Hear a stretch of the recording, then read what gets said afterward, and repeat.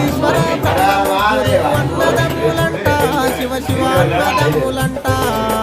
వారి మహిమతో చేసిన మనము మాయలంట మనము మట్టి బొమ్మలంట తెలుగుయని మేడలున్నయని మురవబోకు మనసా నువ్వు మురవబోకు మనసా ఇచ్చిన దేవుడు తీసుకపోగా మిద్దెలు రావెంట నీతో మేడలు రావెంట